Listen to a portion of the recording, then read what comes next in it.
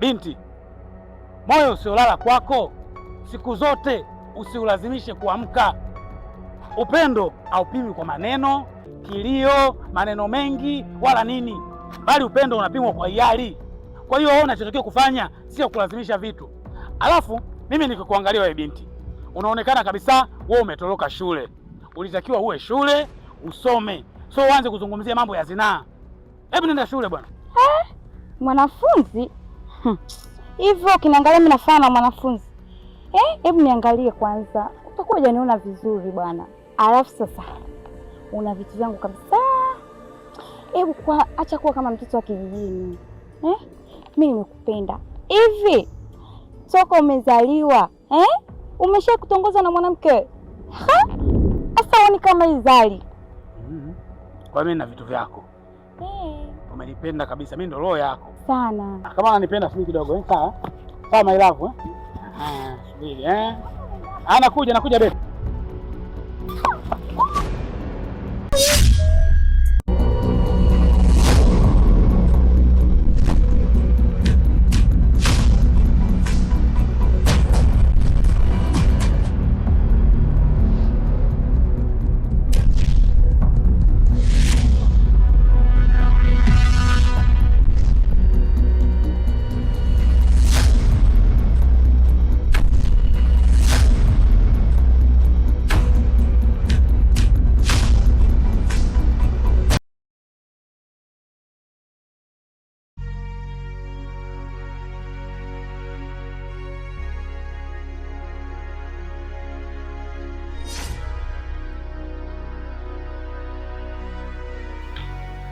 Marashi, mimi nimeamua kuondoka kwa sababu nimemsikia dadako kwa masikio yangu ameamua kukutafutia mwanamke. Marashi, nimevumilia mambo mengi sana, lakini kwa hili naomba niondoke, nikuache uwe huru na maisha yako. Marashi. Ana, hivi nimeangaza nikwambia kwa nakupenda ile kwa haya maamuzi uliochukua, hakika utakuja kujuta. Ana, utakuja kujuta kwa haya maamuzi na utajuta kweli. Ila kumbuka, mimi Marashi bado nipo nakupenda, ni mmeo. Utanikumbuka kwa haya unaofanya. Ni mara ngapi nikueleza kwamba wewe ni mke wangu? Nikufanyie nini ujue kwamba mimi nakupenda?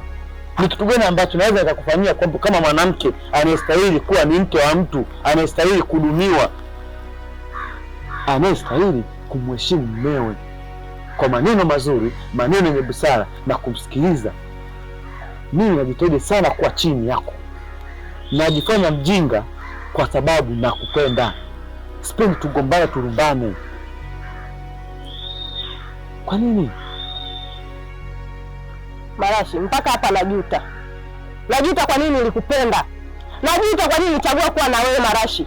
Ina maana dadako anaweza kukuletea mwanamke humu ndani bila idhini yako? Marashi, nashukuru.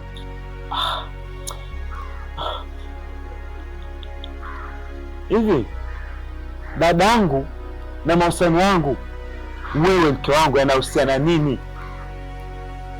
Sikiza nikwambie, yeye ni mwanamke, yeye ni dada yangu, na wewe ni mke wangu. Samani yako wewe mimi ndio naijua. Bora nijipe talaka mwenyewe Marashi kuliko haya yote ambayo yananitokea mimi kwenye maisha yangu. Kwani kosa langu ilikuwa nini? Kukupenda? Sasa ni hivi, baki na dadako, baki na huyo mwanamke ambaye amekutafutia. Huenda yeye ni bora kuliko mimi Marashi. Ngoja nikajutie huko mbele ya safari kama nitajutia.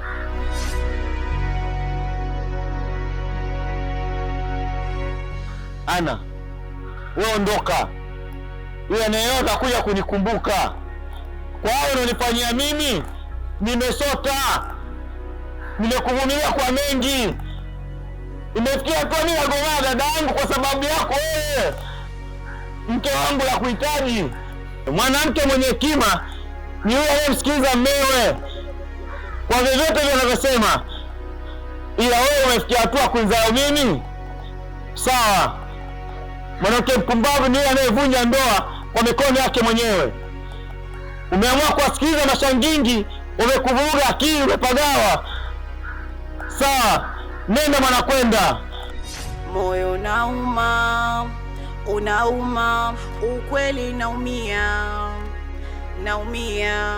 Moyo unauma, unauma, ni kweli nanichoma, majuto. Asnati, kama nilivyokusha kueleza, wewe ni mwanamke unayetambua umuhimu wa watoto, unajua thamani ya mama. Mimi ni mtu ambaye nahisi maumivu makubwa sana na moyo wangu, yaani kana kwamba kuna mtu kachukua kisu kachoma ndani ya moyo wangu. Nina maumivu makali sana, na mtu wa kuweza kuniponya maumivu nilionayo ni wewe. Sina msaada mwingine zaidi ya kwako. Marashi, mimi sijakataa kumlea huyu mtoto, lakini juzi nimekutana na mke wako, kanitolea maneno machafu sana. Yaani inavyoonekana kwamba mimi naharibu ndoa yenu nyie. Yaani mimi sitaki kabisa kuonekana mimi ndo chanzo, na ndio maana nimeamua kukaa pembeni. Asnati, naitambua hilo. Hivi tunavyoongea sina mke tena, yaani mke wangu kabeba kila kilicho cha kwake kaondoka. Kwa nipo mimi peke yangu, mimi kama mimi na huyo mtoto. Sawa Marashi, mimi nimekuelewa. Mimi nitamlea huyo mtoto. Kwa hiyo nikuwa na amani. Kuanzia sasa hivi huyo ni jukumu langu. Asante sana Asnati kwa kunielewa. Nashukuru Mungu, ila sina cha kulipa zaidi ya Mwenyezi Mungu mwenyewe ndio atakaye kulipa. Sawa.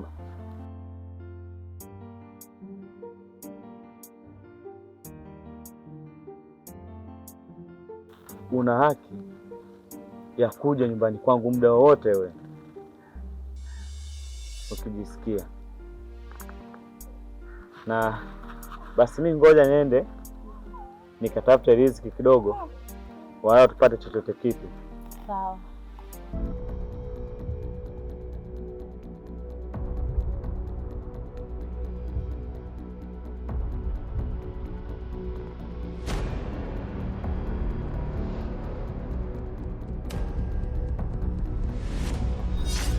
Vipi tena? Kulikuwa na mabegi?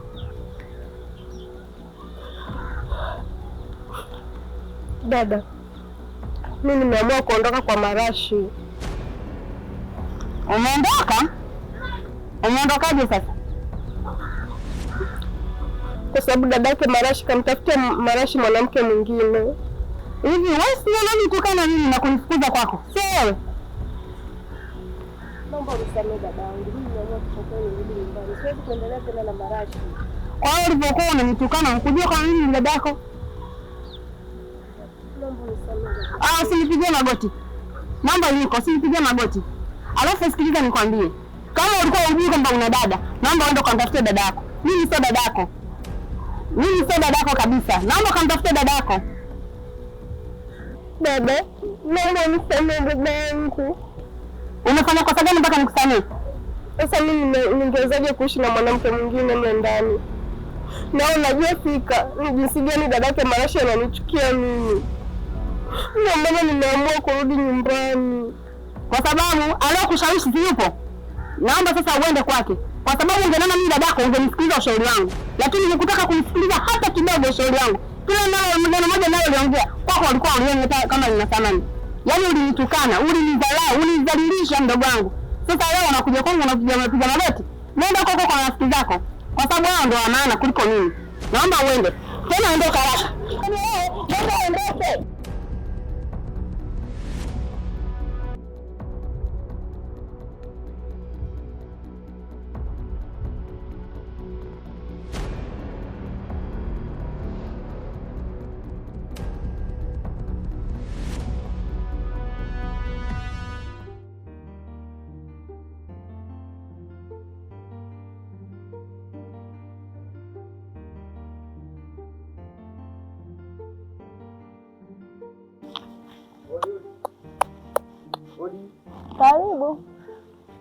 Karibu. Salama, habari yako?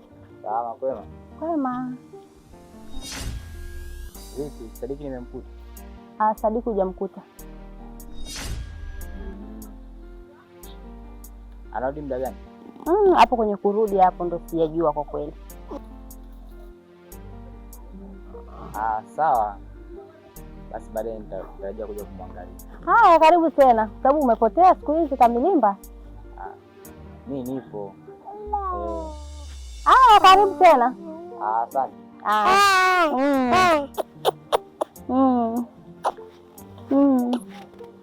Lakini dada, kwani usingemsamehe tu dada Ana? Kwa sababu yeye ni ndugu yetu. Sasa unamfukuza kama vile unafikia ataenda wapi?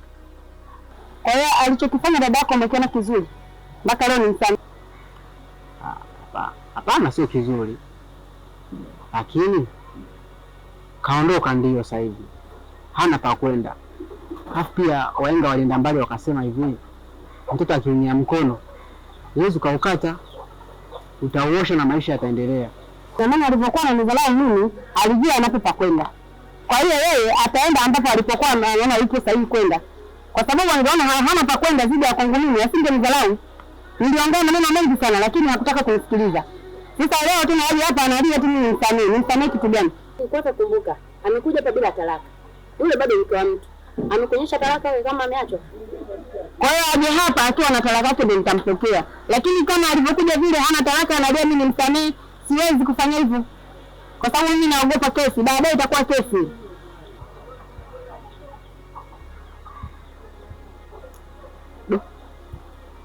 Sawa.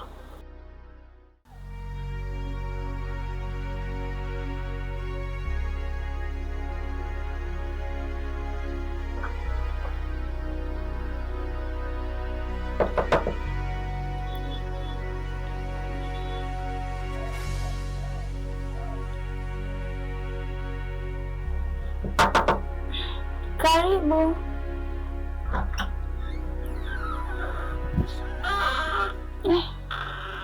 Karibu. Asante rafiki yangu.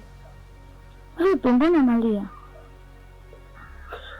Mtoto rafiki yangu, niliamua kuondoka kwa mume wangu, lakini nimefika kwa dada yangu naye amenifukuza. Kibaya zaidi kanimwagia mpaka maji. Pole. Asante. Karibu. Asante rafiki yangu.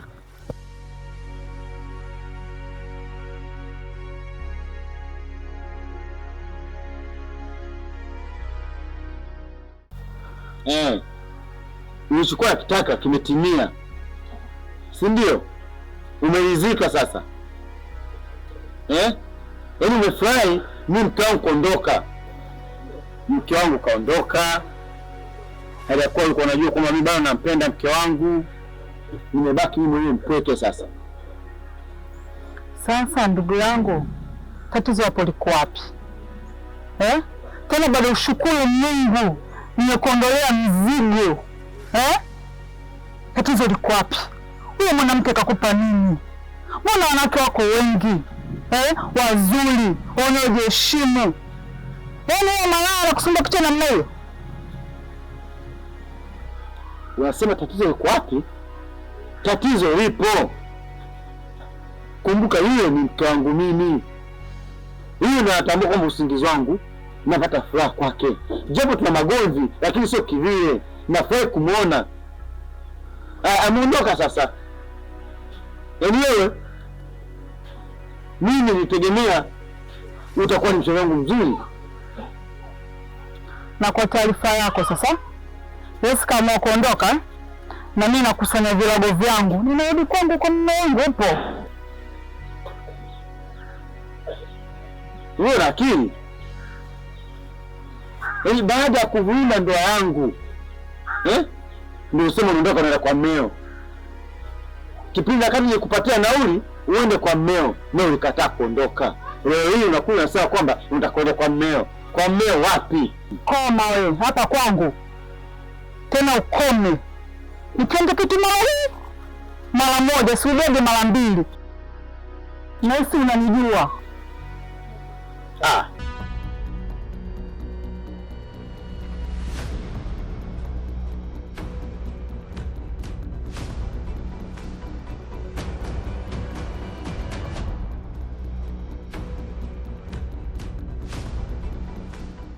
Huyu mwanangu jamani, huyu mwanangu. Dada, naomba mwanangu, huyu ni mtoto wangu. Naomba unipe mwanangu dada. Ni watu bwana mimi siwaelewi. Mjomba. Hebu subiri kidogo. Mjomba, ndio hapa mjomba. Na mtoto mwenyewe ndio yule kweli? Asilimia zote. Ni watu bwana mimi siwaelewi. Binti, utatuelewa tu hapa sisi tumefuata nini. Kwa hiyo tulia hivyo. Yaani ukae kwa kutulia. Ukitusumbua hapa yatakuja mengine hapa. Sasa mimi sija kwa mchezo hapa. Mjomba, una uhakika? Binti, nataka nikuulize swali moja. Huyo mtoto ulomkumbatia huyo, unaombembeleza hivi, huyo mtoto ni wa nani na umemtoa wapi? Ngoja nimpigie muhusika simu. Kwa hiyo wewe sio muhusika, umpigie muhusika. Basi mpigie sasa hivi. Maana hapa tumekuja na jambo letu hapa. Mjomba, mimi namjua mwanangu. Huyu ni Miriam. Mjomba, naomba tumchukue tuondoke naye. Tunasubiria nini jamani? Mjomba, hebu kaa kwa kutulia. Vitu sasa hivi vinaenda kwa ushahidi. Subiri kidogo ampigie muhusika. Binti, chapa simu. Pole rafiki yangu. Hayo yalikuwa ni madogo. Yalionikuta mimi ni makubwa. Juzi nilidondoka. Nikapelekwa hospitali. Nilipokuja kukumbuka, daktari aliniita pembeni. Walikuwa wameshanipima vipimo vyote. Nikakuta na presha, pia nimeathirika.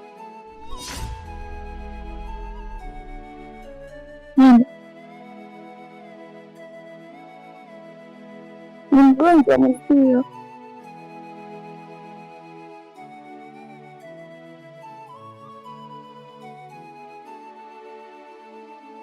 Basi niliamua tukubaliana. Nililia sana sana, nilitaka hadi kukata tamaa. Niliona ndo mwisho wa maisha yangu tayari. Daktari aliniambia kuugua sio kufa, kuna maisha mengine. Wewe hujapata matatizo.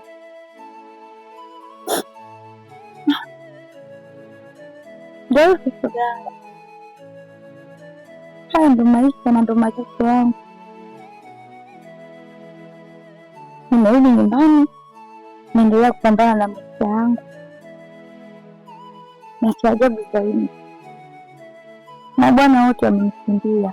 Sina bwana, na damu naye pia kanikimbia, kanifukuza. Narudi nyumbani, nimetoa nusu. Natakiwa kuwa muda kuanzia sasa. Najuta kwa nini nilifanya yote haya. Nibadilisha wanaume sina bila uoga.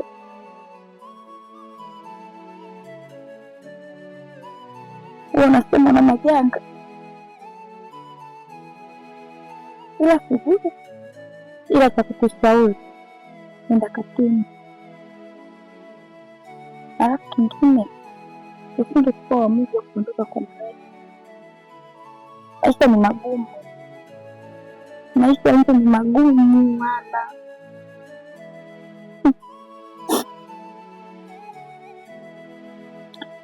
Rudi kwa mumeo, kamwombe msamaha. Naamini kila kitu kitakaa sawa. Hayo ndo majibu yetu sasa. Hakuna budi kukubaliana na kila kitu. Mimi sina pa kuhifadhi, ama kachukua tu vitu zako urudi kwa mmeo.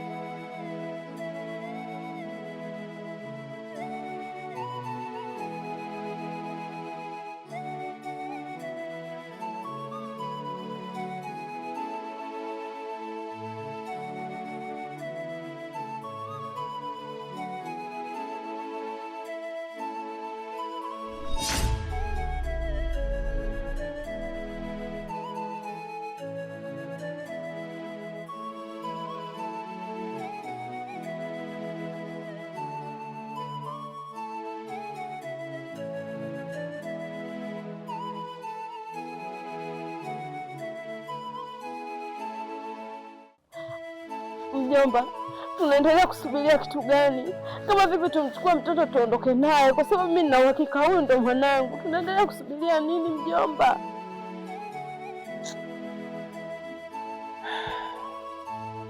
Mjomba wangu, kitendo unachokifanya hapa ni sawasawa na upumbavu. Mjomba, unawezaje kumuona mwanao ana thamani leo, aliyekuwa mtoto ambaye unamuona ana thamani ulishamtupa? Hebu mtazame huyu binti wa watu. Ni binti ambaye huyo mtoto hata amjui, hajui alipotoka, hajui alipotolewa, lakini amejipa dhamana ya kumlea mtoto wako kama vile mtoto wake wa kumzaa.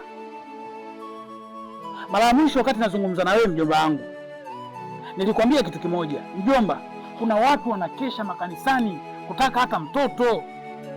Kuna watu wanatamani wapate hata hiyo bahati tu ya kuwa na mtoto amlee.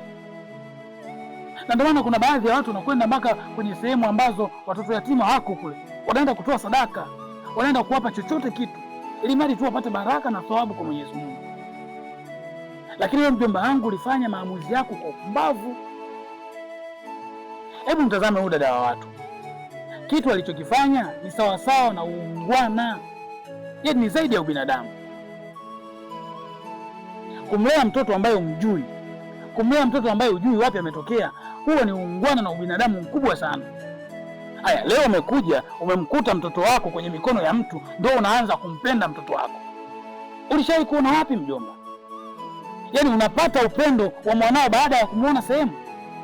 Kwa nini hizo chembe chembe za upendo ambazo unaamini unazo leo usingekuwa nazo kabla? Mjomba, umekosa utu, umekosa ubinadamu. Yaani kama Mungu angesema leo anatoa adhabu za waziwazi kama kipindi kile ambapo alipokuwa ameupiga mji wa Sodoma na Gomora, mimi naamini mjomba wangu, wewe adhabu yako ingekuwa kubwa sana.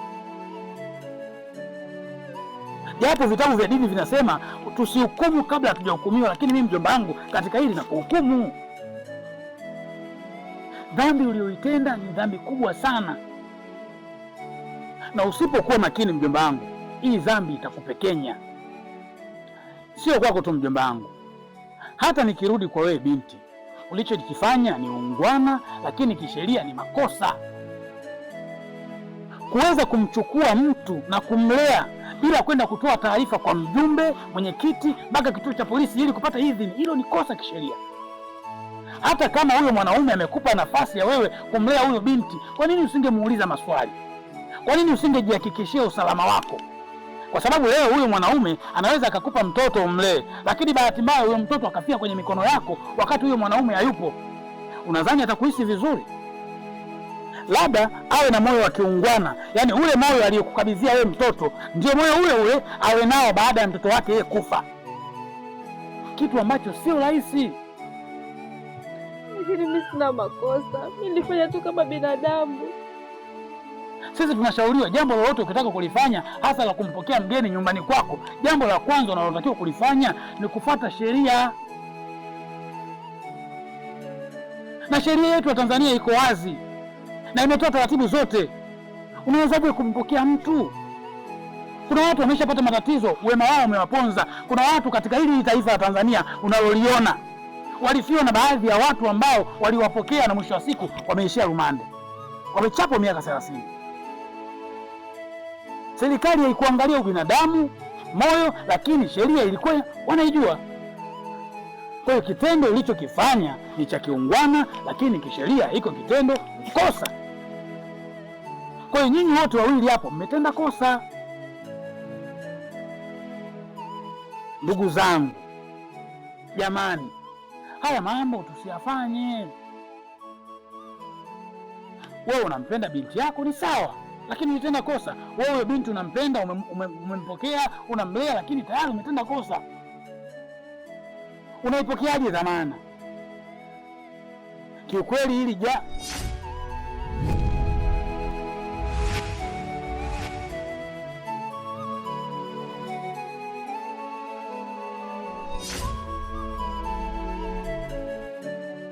Habari za sasa hivi?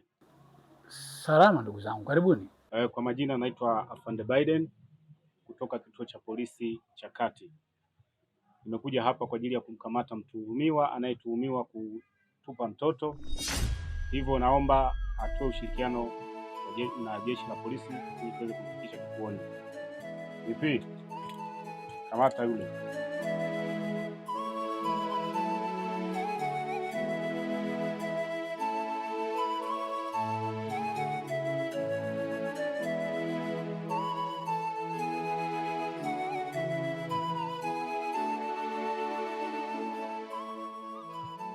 Marashu, mbona matatizo unaonipa? Mbona matatizo unaonipa mimi? Nilikwambia toka mwanzo, lakini hukunisikia. Na mtuhumiwa wa pili ni huyu ambaye aliokota mtoto na kwenda kuishi naye bila kupata utaratibu wa mjumbe wala kufikisha kituo cha polisi. Kwaona wewe uko chini ya ulinzi kwa ajili ya kwenda kutoa ushirikiano jeshi la polisi. Dada, simama juu. Mimi sina kosa jamani. Mimi sina kosa. Mimi sijakosea jamani, mnanionea.